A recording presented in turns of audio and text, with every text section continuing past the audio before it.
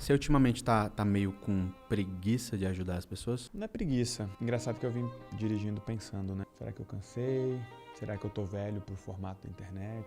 Será que eu ganhei dinheiro demais? Mas acho que eu tô num momento de mudança do Elton também. A gente fica trabalhando para que todo mundo mude e para isso a gente precisa mudar também. E não consigo encontrar aderência na internet. Eu olho pro Elton da internet e eu não gosto. Não que aquilo não seja bom e que não faça bem.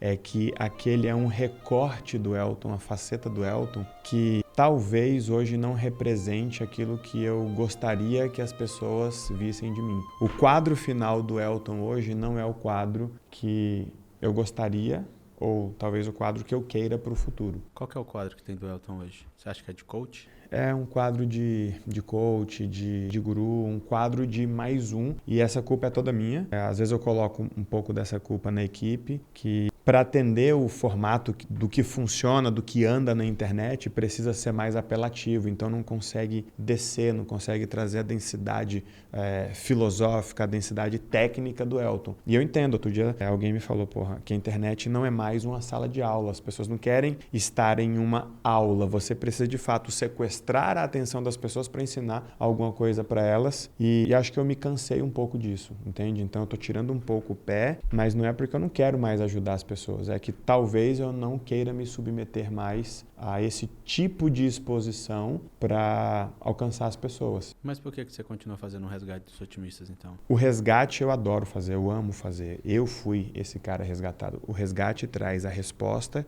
que eu busquei no passado. O meu problema é o conteúdo que precisa ser produzido para alcançar médicos, arquitetos, dona de casa, empresários, pessoas que precisam desse tipo de conteúdo, mas estão na internet consumindo conteúdos muito rasos. Então eu preciso ir para o raso, e na medida em que eu vou para o raso, eu consigo criar uma certa aderência com essa pessoa, mas quem só me viu no raso fica com aquela foto do Elton, fica com aquele recorte do Elton.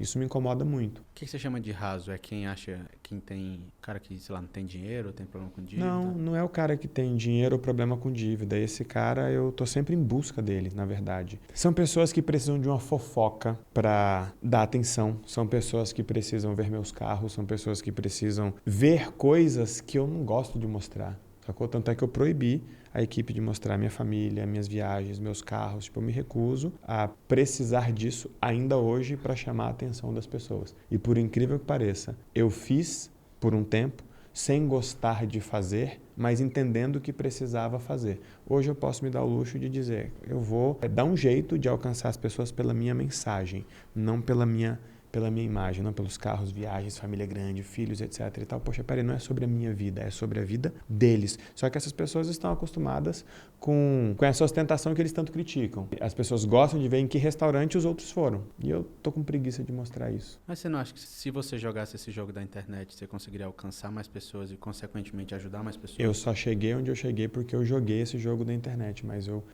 me cansei. Me dói um pouco sentar em algumas mesas eu atendo bilionários, de pessoas que às vezes precisam explicar por que estão sendo atendidas por mim. Elas precisam explicar que o Elton não é só aquele cara da internet, não é um fulano de tal, não é um outro. Não, peraí, velho, esse cara é um cientista, esse cara tem uma teoria, esse cara tem um método. Então, essa é a minha diferença dos outros. E quando eu preciso me igualar para chamar a atenção das pessoas, o que eu tenho de diferente, que é a análise do inconsciente, que é a teoria da permissão, que é a pré-queda, a análise dos acontecimentos, fica meio tudo igualado ali no raso. Isso está me incomodando e, poxa, eu não sei como eu vou fazer essa virada, mas eu preciso pagar o preço dessa virada. Por que você acha que você dá conta de explicar que as outras pessoas que fazem o mesmo que você não dão? Porque as coisas acontecem. Eu explico aborto, eu explico dívida, eu explico acidente, eu explico o que acontecer na vida de um indivíduo, eu dou conta de explicar de forma lógica, estruturada, prática, aplicável e replicável na vida de qualquer pessoa. A teoria da permissão, a análise da pré-queda, os meus protocolos têm sido aplicados na vida de juízes, médicos, empresários, famosos, artistas, atletas e donos de casa, motoristas de aplicativo, se aplica a todo mundo. Então eu consegui trazer não só uma densidade técnica para a coisa, mas eu consegui também trazer uma simplicidade bonita de se ver. Eu converso com um acadêmico e eu converso com um diarista. Todas essas pessoas têm questões que precisam ser explicadas. E eu afasto qualquer tipo de subjetividade e qualquer tipo de religiosidade ou espiritualidade na coisa. Se você observar hoje, se eu não for o único, eu sou um dos poucos que traz uma proposta de solução para os problemas das pessoas sem usar o nome de Deus, para vender o curso ou para resolver o problema. E peraí, tem algum motivo para essas pessoas usarem tanto o nome de Deus? E desculpa, não é resolver o problema. Você se considera melhor do que os outros nesse lugar, então? Cara, preguiça dessa comparação aí. Eu faço o que outras pessoas não fazem, de um jeito que outras pessoas não fazem e gero um resultado que outras pessoas não geram. Isso é ser melhor ou pior? Não sei, talvez seja só de onde eu estou vendo. Talvez seja só eu defendendo o meu peixe. Mas não tem nenhum desses grandes que se sentar do outro lado e uma conversa técnica sai do outro lado. Não sai. Porque a maioria desses caras tem narrativas. Eu tenho uma teoria. Então, quando eu venho com o resgate dos otimistas, isso é uma narrativa, é uma campanha para atrair as pessoas para conhecerem a teoria da permissão. Agora, quando eu venho para a teoria da permissão, aí a gente está falando de teoria universal, com conceitos fundamentais, com coisas que se aproximam, guardadas as devidas proporções, muito mais para o universo onde está o Freud, o Jung, Albert Einstein, Isaac Newton, do que os coaches por aí. Por isso que eu estou te dizendo, eu preciso sair desse lugar para mostrar para as pessoas que o que nós temos aqui é uma mudança de paradigma. Qualquer coach desse, sem demérito, porque eles têm um mérito do caramba, a coragem, a intensidade, a consistência, mas qualquer coach desse que morrer hoje, em 2, 3 meses ninguém está falando do método deles. Porque, com todo respeito, de verdade, não é um método. É uma estrutura batizada de método. Entende? Não tem uma teoria por trás, não tem uma estrutura por trás, não tem uma mudança de paradigma por trás. Tem uma história sendo contada com um pouco de neurociência daqui, um pouco de PNL dali, um pouco de espiritualidade dali, e aí o cara embalou tudo isso e chamou de método. Isso não é um método, isso é um produto, mas não é necessariamente um método. Para a pessoa que está querendo resolver a vida, qual que é a diferença dela de ter um produto ou um método? O método ele é replicável, o método ele é estudável, o método ele é inclusive questionável, entende? Então quando a gente propõe a teoria da permissão, você tem camadas, você tem conceitos, você tem premissas que constroem uma percepção, constroem uma conclusão e constroem uma aplicação. Isso é uma estrutura extremamente mais robusta do que a gente vê por aqui. E quando eu venho e... Por aqui que você fala produto. Por aqui produto e por aqui internet e desenvolvimento pessoal Brasil. Entende? Então, apesar de se utilizar muitos elementos e conceitos científicos, essas composições finais, elas estão extremamente distantes da ciência. São excelentes ferramentas, excelentes narrativas e, de fato, tem gerado muito resultado. Mas não é esse o nosso caminho e eu preciso, talvez, ter a coragem de me afastar um pouco disso, porque eu sei o preço que eu paguei para ocupar esse lugar e talvez lá atrás eu precisasse disso. E tudo bem, não estou dizendo que quem faz é feio, não estou me arrependendo de ter feito, só não quero continuar fazendo dessa forma. É uma nova versão do Elton, é um novo posicionamento do Elton e eu acho que assim eu vou abrir um novo universo. Eu quero ter discussões mais profundas e mais amplas. Cara, daqui a uns 500 anos...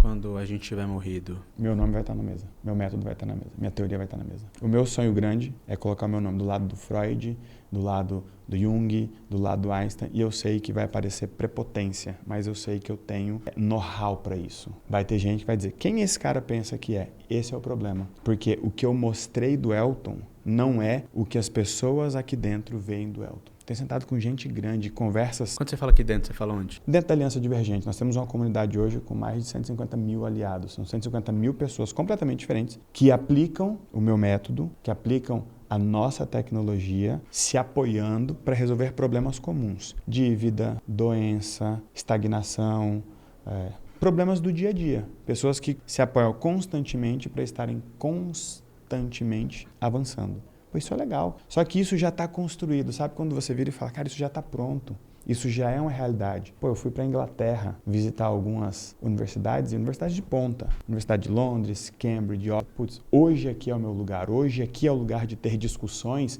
que vão, de fato, trazer a ramificação para a teoria da permissão. A teoria da permissão, cara, é muito mais do que uma narrativa. Posso te dar um exemplo. E aí, sem demérito, as pessoas confundem muito...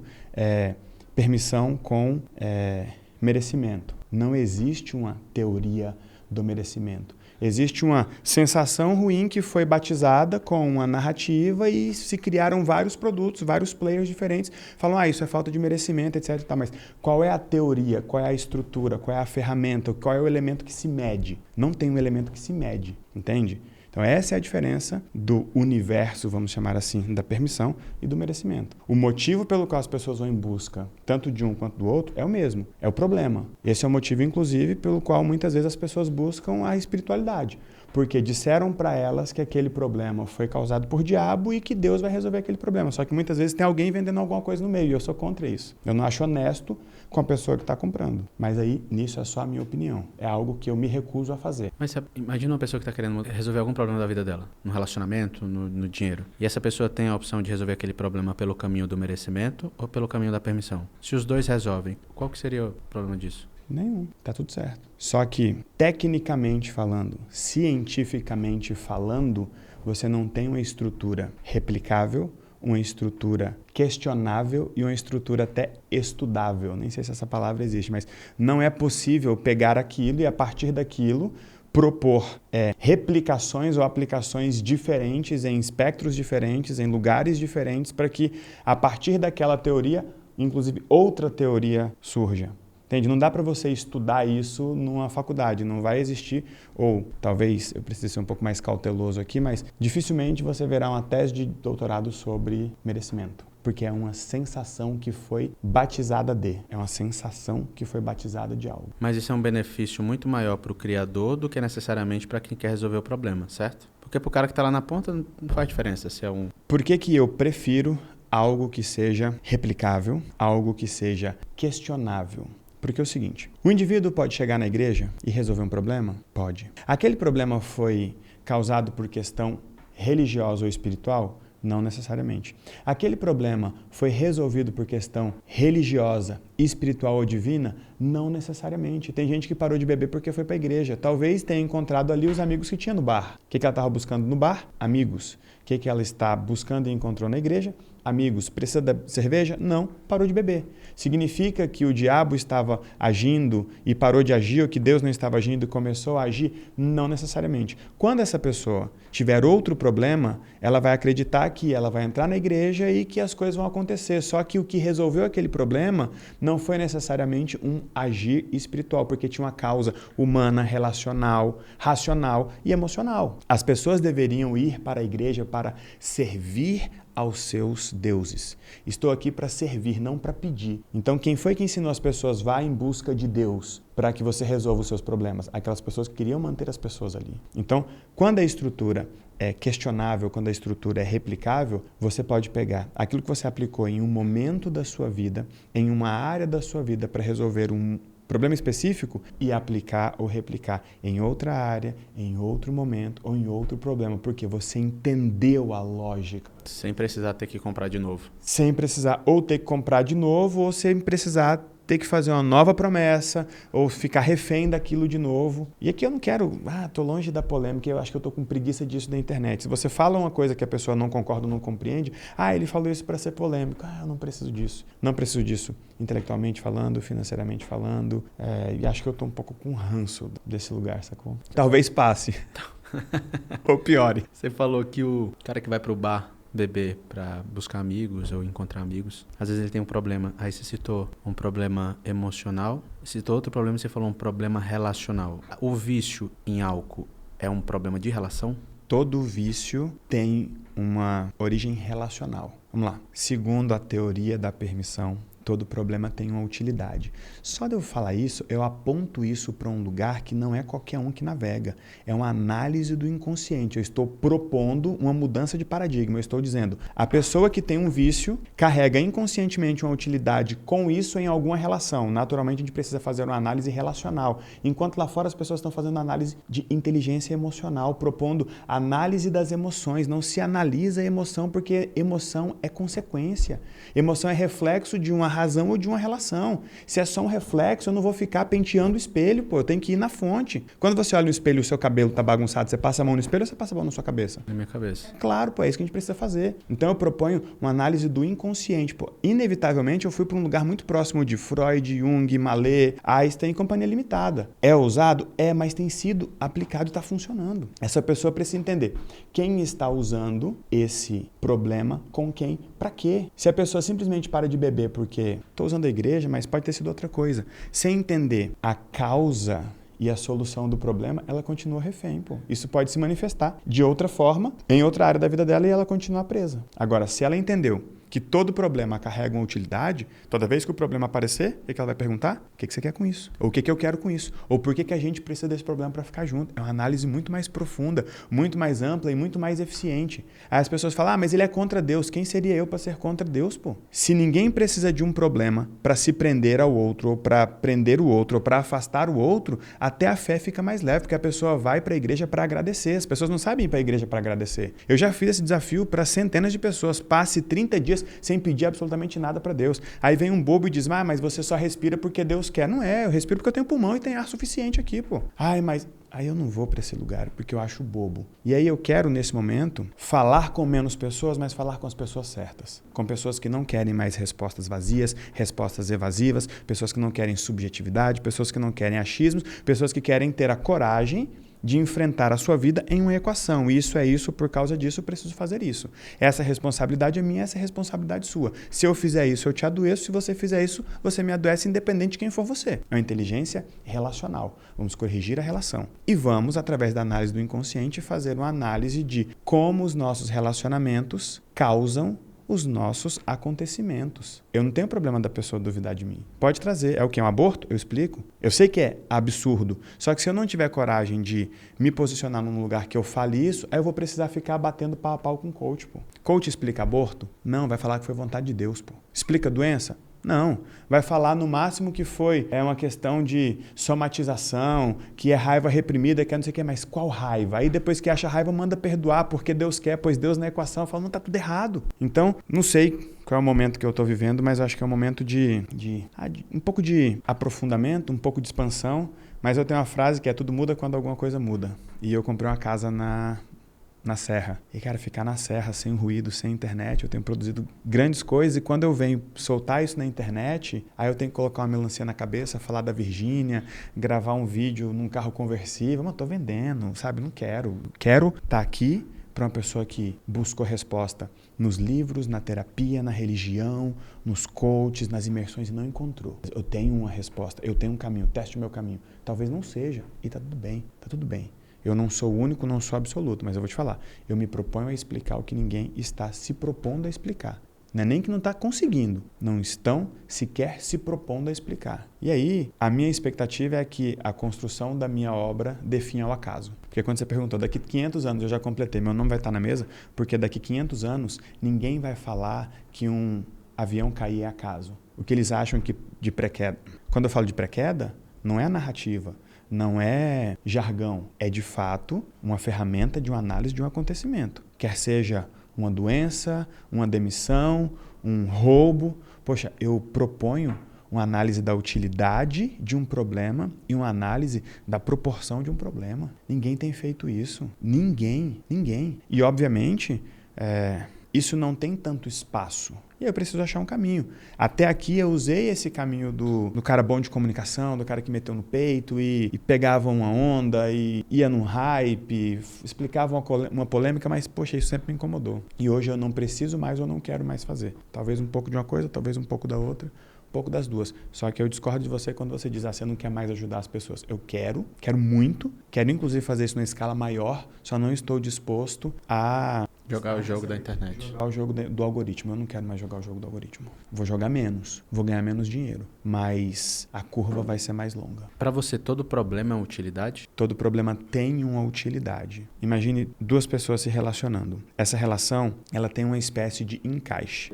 Marido e mulher, eu e você com ele. Pai e mãe. Pai e mãe, amigos. Filho sócio, e pai. Tudo. Irmão da igreja, vizinho. Essa relação tem uma composição. Na medida em que inconscientemente alguém tem uma vontade nova, alguém toma uma decisão nova, alguém fica na dúvida ou alguém desiste de algo, essa relação começa a receber ou criar ruídos. Se essa aderência relacional diminui, esse ruído aumenta. Você quer uma coisa, ele quer outra. Antes vocês queriam a mesma coisa. Isso pode ser entre marido e mulher, entre pai e filho. Nós queríamos ficar juntos a vida toda e você decidiu se casar. Ruído. Por quê? Essa pessoa não sabe se depois que você mudar, vocês vão se encaixar novamente. E aí você começa a perceber combinados inconscientes. Medos, culpas, dívidas, faturas emocionais entre as pessoas. E aí você tem um ruído na relação. Quando esse ruído começa a aumentar, as pessoas precisam dos acontecimentos. Porque o acontecimento, ele traz a opção ou a confirmação. Quantas vezes, Fernando, a gente toma uma decisão difícil depois de um momento ruim? Porque o problema traz a opção ou o problema traz a confirmação. Agora que isso aconteceu, preciso falar, eu não quero mais. Ou agora que isso aconteceu, eu preciso assumir tal coisa. Opção e confirmação. Isso é no universo inconsciente. Enquanto as pessoas ficarem nesse papo de sabotador, crença limitante, etc e tal, cara, a gente não vai mergulhar aqui. Eu preciso fazer uma análise do inconsciente através de uma inteligência relacional para entender por que a vontade de uma pessoa está gerando um ruído na relação a ponto de estar criando uma dependência emocional entre elas. Uma está se responsabilizando pelo bem-estar da outra. Uma quer fazer uma coisa que não se permite querer na relação. E as pessoas não têm a liberdade de chegar e falar, olha, lá atrás nós nos casamos por esse motivo, agora o motivo mudou, eu preciso de um novo motivo para ficar com você. Senão eu não vou querer mais ficar com você. As pessoas não conseguem entender que muitas vezes uma empresa, quando começa, tinha um propósito, tinha um motivo e um objetivo. Os dois cresceram, poxa, isso mudou. A relação está com o ruído, prestes a entrar em colapso, e aí inconscientemente um dos dois cria um problema para que a relação se adeque por causa do problema, não por causa do combinado inconsciente. E o que nós fazemos? Nós trazemos luz para o inconsciente para que as pessoas assumam conscientemente aquilo que elas querem, aquilo que elas não...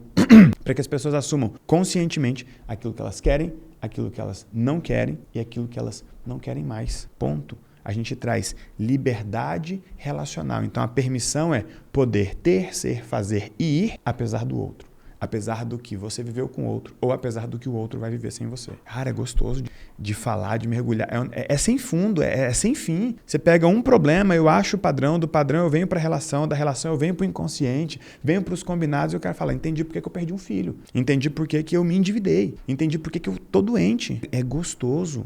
E a gente traz luz para qualquer tipo de acontecimento. E aí, se eu ficar nesse jogo da internet, vão me olhar e vão falar, mais um coach. Vai parecer que não é genuíno, mas eu tenho respeito por esses caras, mas é que eu não faço o que eles fazem. E quem está no barco errado sou eu. Eu que estou no barco errado. Então eu preciso sair desse barco. Deixa eu só ver se eu entendi. Você falou que todo problema tem utilidade. Todo.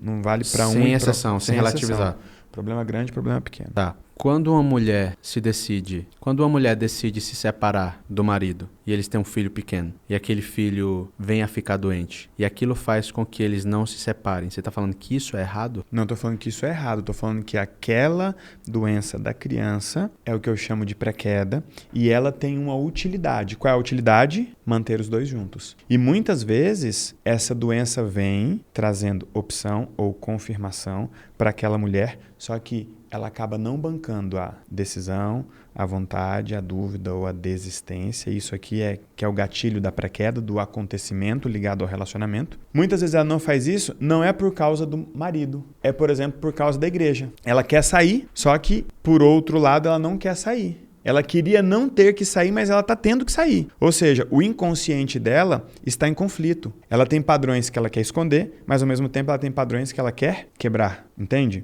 Então, essa doença vai ter uma utilidade. Toda vez que ela pensar em agir, o garoto vai ficar doente. Mas como é que a mãe pode gerar uma doença numa criança? Não é a mãe que gera o problema na criança. Inconscientemente, ela tem uma conexão com a criança, tem uma conexão com o marido, tem uma conexão comigo, tem uma conexão com você. Então, sem ir pro complexo, abstrato, tá todo mundo conectado. Aí é o que eu chamo de teia de acontecimento. Dentro dessa teia extremamente próxima ali, a doença da criança tem uma utilidade, porque ela entendeu que era responsabilidade dela. Isso aqui é tudo no universo inconsciente. Nós não vamos julgar as pessoas e elas não devem se sentir julgadas por isso. Perfeito? Ela entendeu que era responsabilidade dela manter os dois juntos. E ela ficou doente uma vez e funcionou. Se ela ficou doente uma vez e funcionou, ela vai fazer isso sempre. Ela virou o remédio que não vende na farmácia. É o remédio daquele relacionamento. Ah, os dois brigaram. Semana que vem, a criança está doente. Tem gente em casa que vai se identificar. Tem gente em casa que vai dizer, esse maluco tá falando água. Tenho muitas dúvidas, tá? Tá bom? Filho adulto que ainda mora com o pai ou com a mãe, que quer sair de casa, mas não pode porque o pai ou a mãe é doente. Tem uma dependência emocional. A doença tem uma utilidade. Tem o quê? Dependência emocional, que é quando o estado ou a ação de uma pessoa depende do estado ou da ação de outra pessoa. Só que aí tem uma bagunça, porque muitas vezes o filho que está cuidando do pai parece que está fazendo um favor para o pai, só que muitas vezes é o contrário, porque muitas vezes a única justificativa que esse adulto tem para o seu fracasso é o fato de estar tendo que cuidar dos pais. Então a doença do pai é a utilidade para a justificativa que ele precisa para o fracasso profissional, para o fracasso amoroso. Por que você não deu certo? Porque estava cuidando dos pais. Não deu certo porque estava cuidando dos pais ou está cuidando dos pais porque não deu certo? Então a gente revela tudo isso. E aí talvez você possa entender. Poxa, Elton, mas você coloca as pessoas como pessoas más. A pessoa ficou doente para prender o outro. Poucas coisas, Fernando, prendem mais as pessoas do que doença. Doença, dívida e vício são as coisas que mais prendem as pessoas. Mais do que amor, mais do que respeito, mais até do que gratidão. Por causa dessa dependência relacional que você falou. Por causa da dependência emocional. E a gente analisa essa dependência emocional através da análise que a gente faz da estrutura relacional e da análise do inconsciente. Então, por que uma pessoa acredita que tem que cuidar da outra? Por que uma pessoa fica doente? Gratidão? Não, utilidade. A pessoa precisa da doença. Ah, Elton, você falou água. A pessoa precisa da doença. O que piora se você tirar a doença dela? A pessoa precisa da dívida. O que piora se tirar a dívida dela? A pessoa precisa daquele problema. Tem uma análise que eu faço que é terrível para revelar as coisas. Todo problema tem um tamanho sob medida. Além do problema revelar uma utilidade, o impacto dele é sempre sob medida. Nunca vai ser grande demais a ponto de não ser suportado para a pessoa. Nunca vai ser grande demais a ponto de não ser suportado pela pessoa que está enfrentando. E nunca vai ser pequeno demais a ponto de ser ignorado pelas pessoas que estão próximas a ele. Então pega o problema de uma pessoa e desloca no tempo. A pessoa ficou doente em junho de 2023. Vira para ela e fala, vou trocar a sua doença de junho de 2023 para junho de 2024. Ela não vai querer, porque o momento perfeito era junho de 2023, com base no que ela estava vivendo por causa daquele colapso da relação. Se você tentar passar para junho de 2022, ela também não vai querer. Então ela não quer nem deslocar no tempo e nem deslocar a intensidade. Uma pessoa quer uma doença maior, Fernando? Eu acho que não. Eu vou te explicar por quê. Porque maior não vai ser suportado. Vai trazer um dano maior do que o que ela precisava. Agora, olha que louco, vou te perguntar. Uma pessoa gostaria de uma doença menor? Acho que sim, seria melhor, né? Não seria melhor, porque se a doença fosse menor, seria ignorada. É igual a dívida. A pessoa deve um volume que, se for menor, o outro não vai se importar, e se for maior, nem ela vai suportar. Então a gente revela a utilidade do problema, a gente revela tamanho do problema, a gente revela a relação que está conectada com aquele problema, porque eu sempre conecto relacionamento com acontecimento. Não existe nenhum acontecimento ruim na sua vida que não esteja relacionado a nenhuma relação sua. Como é? Repete para mim, por favor. Não existe nenhum acontecimento na sua vida que não esteja relacionado a nenhuma relação sua. Acontecimento bom ou ruim? Bom ou ruim. Aquilo de ruim, especialmente aquilo de ruim que acontece na sua vida, está em um momento de tensão inconsciente, em que você está buscando inconscientemente opção e confirmação. Geralmente é opção de como fazer sem, entre aspas, prejudicar o outro, sem deixar o outro triste, sem se afastar do outro. E muitas vezes está buscando uma confirmação de que de fato você deve fazer aquilo ou confirmação de que de fato você deveria ter feito aquilo que você estava fazendo. Nós precisamos dessa confirmação, dessa validação. E aí, essa validação é social. E se ela é social, ela é relacional, embora gere emoções. Só que nós somos seres racionais, predominantemente racionais, com apenas reflexos emocionais. E esses reflexos emocionais estão muito conectados com as nossas ligações relacionais. Nós somos uma espécie que se conecta com o outro.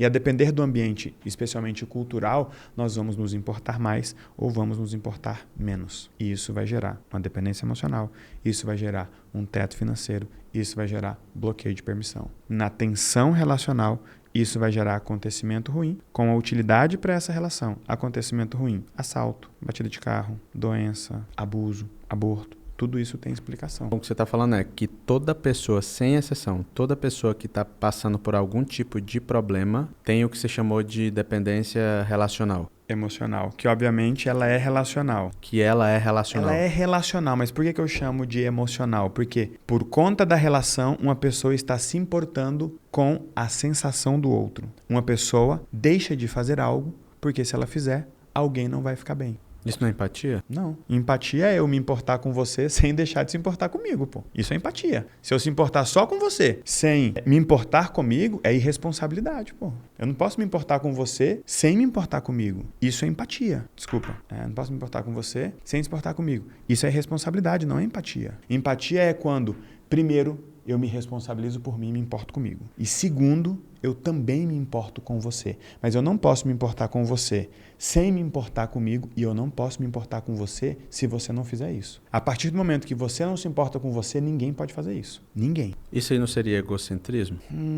Defina o que você chama de egocentrismo. Eu me colocar acima de todas as coisas. Não, essa não é a definição correta de egocentrismo. Mas, o que seria isso? Eu me responsabilizo por você. Mas o que é isso que eu estou propondo? Eu me responsabilizo por mim, você se responsabiliza por você. Eu me importo comigo e você se importa com você. Depois que eu fizer isso por mim, eu posso fazer isso por você desde que você já o tenha feito. Eu não posso me importar com você sozinho. E também não posso me importar com você sem me importar comigo, independente de quem for você. Você pode ser meu irmão, você pode ser meu amigo, meu sócio. Você pode ser uma pessoa que já me salvou lá atrás. Eu não posso ter uma dívida para sempre, porque em um momento da minha vida você me salvou e hoje eu vou me importar com você quando nem você faz isso. Eu não tenho condições de controlar a sua vida, mesmo que eu te ame. Mesmo que você já tenha feito por mim o que ninguém fez, eu não tenho condições de viver a sua vida. E é isso que a gente tenta explicar para as pessoas. Relação saudável exige vínculo forte. Me dá sua mão. Cara, a gente está ligado aqui. Só que também tem que ter um limite claro. O limite claro é tipo assim, nós estamos ligados, porém, eu só vou até aqui e você não pode passar daí. Só que quando a gente fala de limites, aí vem isso aí, egoísmo, frieza e tudo mais. Você acha que as pessoas te acham um cara frio? Acho. Elas acham porque você é... Não que eu não seja, tá? Não que eu não seja. Eu guio a minha vida pela minha razão e as minhas emoções são reflexos disso. Você não acha que é ruim viver assim, não? Eu não troco essa vida pela anterior. A anterior você não vivia pela razão? Não. Eu vivia pela emoção, pela relação, pela emoção dos outros. Eu precisava que as pessoas estivessem bem com a minha presença, com o que eu estava fazendo. Eu era aquele cara que precisava da validação social. Eu não aguentava um dedo na cara, não. Eu preferia a corda no pescoço. Hoje, eu não peso pra ninguém. Filho meu não vai precisar cuidar de mim. Aí tem gente que diz, você não sabe do dia de amanhã. O dia de amanhã é reflexo do dia de hoje, pô. Um mero reflexo do dia de hoje. Mas tem gente que do nada fica doente. Não foi do nada, a doença tem utilidade. Eu posso dizer, filho meu, e eu tenho 5, nenhum dos meus filhos vai limpar o meu traseiro. Nenhum dos meus filhos vai abrir mão de nenhum sonho que eles derem conta de ter para resolver problema meu. O problema tem utilidade. Problema tem tamanho. Se um filho meu me vê doente, o máximo que ele tem que fazer é, papai, já entendeu a utilidade da sua doença? E eu espero que essa doença tenha utilidade só para o senhor, ela não pode ter utilidade para mim. Tem uma matriz de utilidade inconsciente que é perfeita para desmascarar problema. A utilidade do problema diz que uma pessoa vai usar inconscientemente o problema naquela relação para punir alguém ou poupar alguém, para unir alguém ou afastar alguém.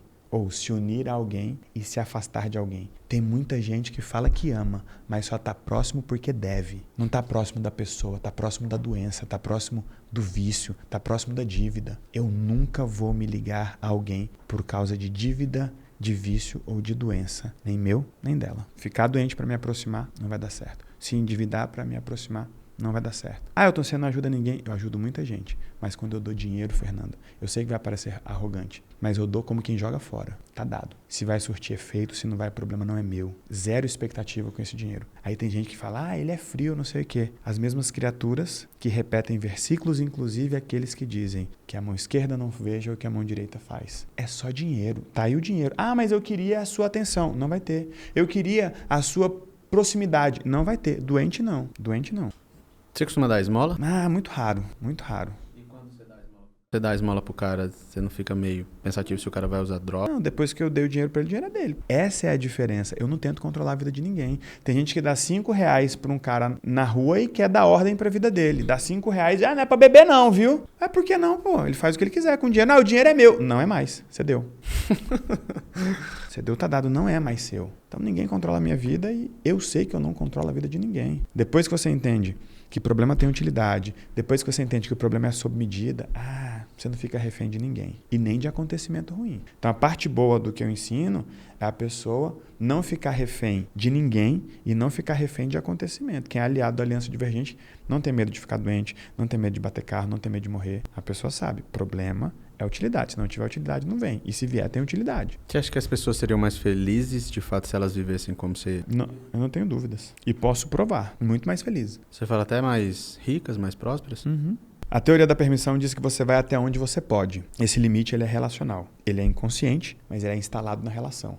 Porque se você ganhar mais dinheiro, isso muda a sua relação. Se você ficar mais famoso, isso muda a sua relação. Você toma outras decisões. E quais são os gatilhos do que eu chamo de pré-queda, que é por conta daquele ruído ou do colapso da relação. Vontade, desistência, dúvida ou decisão. Você tem uma relação comigo ou com aquela pessoa, sendo você quem você é hoje, sendo ele quem ele é hoje. Se você ganhar 10 vezes mais, essa relação vai ter que encontrar uma nova forma de existir. Ou um dos dois vai precisar de um problema para tentar readequar essa relação. E essa adequação, geralmente, ela é uma adequação social. É quando a pessoa se diminui para caber. Consegue me dar um exemplo, assim, cotidiano? Tipo uma pessoa que está tentando ganhar mais dinheiro, pelo que você está falando, ela não poderia ganhar mais dinheiro.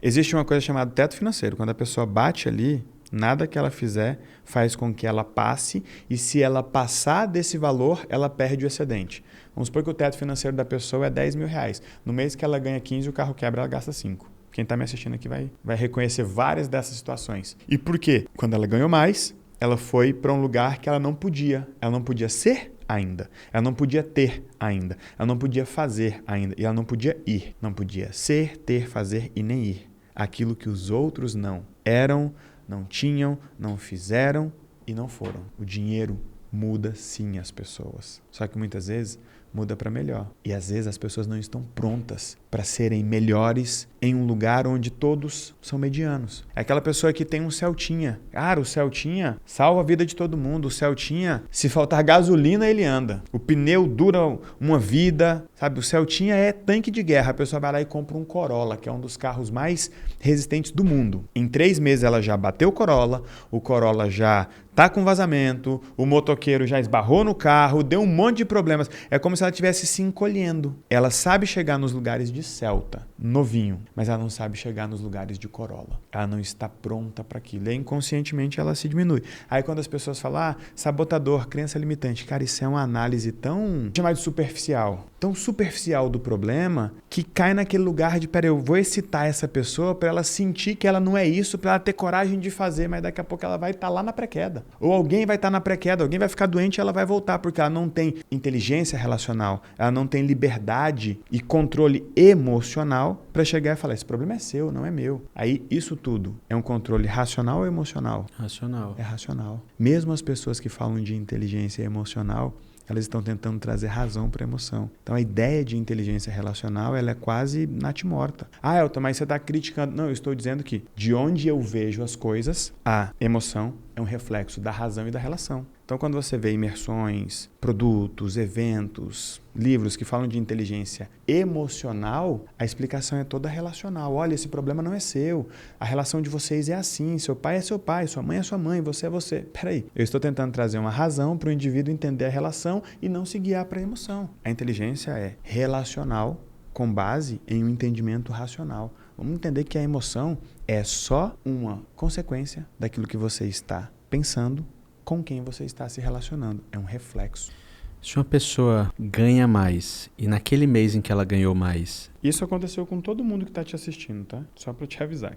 Pode botar nos comentários aqui. Todo mundo já passou por isso. Se a pessoa, em um mês, ela ganhou mais do que ela costumava ganhar, e naquele mês que ela ganhou mais, ela teve um imprevisto e teve que pagar uma conta, teve que se desfazer daquele dinheiro. Essa pessoa, ela não pode ganhar mais dinheiro? Ela não pode ganhar mais do que aquilo. Ela está no teto financeiro. Ela não pode mais do que aquilo. Ah, mas isso é muito determinista, você está subjugando ou limitando as pessoas. Não, eu estou apresentando qual é o limite, de onde vem o limite e o que precisa ser feito para quebrar esse limite. E não importa se a pessoa é professora, enfermeira, médica, empresária, empreendedora, se é nova, se é velha, se é gorda, se é baixa, se é branca. Não importa. Não importa. Todos nós temos esse teto financeiro. Atendi um senhor outro dia. Ele tem um padrão. E todo teto financeiro, toda pré-queda revela 3 padrões. Padrões de acontecimentos que geram comportamentos que estão ligados com relacionamentos. Isso é um ciclo. Isso se retroalimenta. Então, quando a gente fala que a nossa análise ela é mais rica, é porque é uma equação. Você vai preenchendo a equação e isso vale para a vida de todo mundo. Vale para a vida do cara que ganha R$2.000, o teto financeiro dele é 2.200, por isso ele fica ali se encolhendo. Menos do que isso fica ruim, mais do que isso fica ruim por outro motivo. Isso vale para quem ganha 2 milhões por mês. Atendendo um senhor muito rico, a gente conversando, e tem várias pessoas que devem para ele. E ninguém paga. Eu falei, eu destravo cada uma dessas dívidas. Ah, mas você vai ter que conversar com todo mundo. Vou ter que conversar só com o senhor, porque é o seu padrão de não receber. Deixa eu só entender por que você não pode ter dinheiro. Uma das dívidas que ele tinha para receber, só uma, era de 40 milhões de reais. Só uma. Anda de avião, uma coisa toda. Fuçando, mexendo, chegamos no padrão dele. Sabe qual era o padrão dele? Não ter dinheiro. Dinheiro em espécie. E aí, todos esses acontecimentos vêm com base nos registros e nas utilidades. A utilidade que é dada hoje na relação é por conta de um registro, um acontecimento. Ah, teu avô passou por tal coisa, fulano ganhou dinheiro, traiu a esposa. Então, peraí, todo mundo que ganhou dinheiro traiu a esposa. E aí ele perdeu um casamento que a esposa dele um dia virou pra ele e falou, eu estou indo embora porque você só se importa com dinheiro. Ele perdeu o amor da vida dele. Ele se casou de novo e, cara, tocou a vida. Mas se você perguntar pra ele hoje, essa mulher ou a outra, ele vai dizer a outra. Só que a outra foi embora, o amor da vida dele foi embora porque, segundo ela, ele só importa com dinheiro. Se você der um pacote de dinheiro para ele, você sabe o que ele faz? Não joga fora. Dinheiro não. Você me dá terra, ou você me dá qualquer coisa.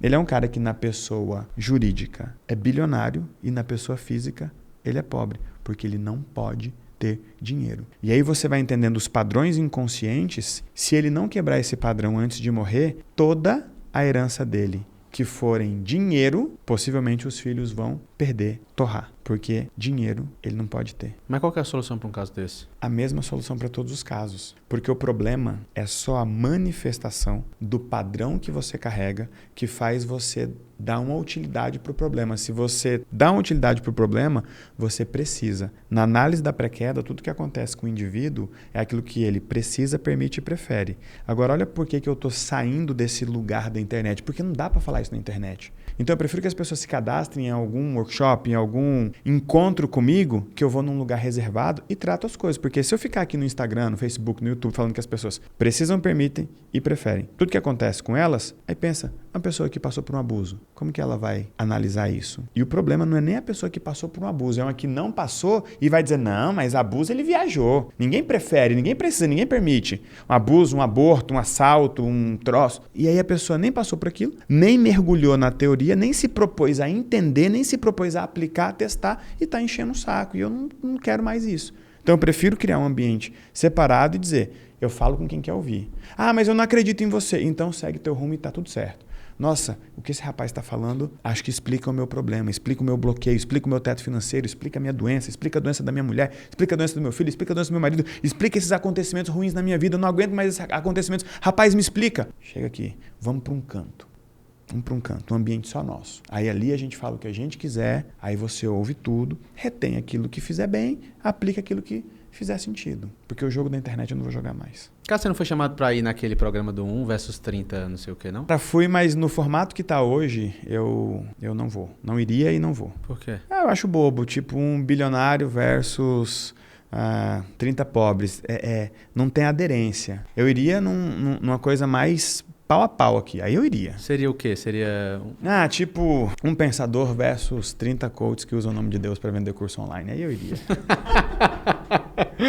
Aí eu iria, sabe? Tipo assim, porque ia ser um negócio de alto nível. Porque quem sentaria do outro lado? Cara, sentaria Pablo Marçal, Paulo Vieira, Thiago Brunet, Wendel Carvalho, os pastores que estão estourados aí, o David Leonardo. Então, poxa, seria um debate pau a pau que possivelmente, em vários pontos, eu perderia. Pô. Agora, quando você coloca um bilionário com 30 pobres, 30 CLTs, não tem discussão. Tem uma fábrica de cortes, que é o jogo da internet que eu não quero jogar. Agora, se chamar aí 30 desses caras, aí eu sento. E se não tiver 30, chama 10, chama 2, chama 1, que eu sento. E o papo vai ser bom. Respeitoso, produtivo, mas sobre algo que a gente tem que falar. Só que aí o cara fica falando de Deus do lado de cá, eu fico falando que não dá pra usar Deus desse jeito do lado de cá, e a gente nunca senta pau a pau. Num desse eu iria. E não é afronta nem nada. Marca aqui quem você gostaria de ver num papo desse, e se chamar eu vou. Com 1, com 2, com 30. Você está a uma decisão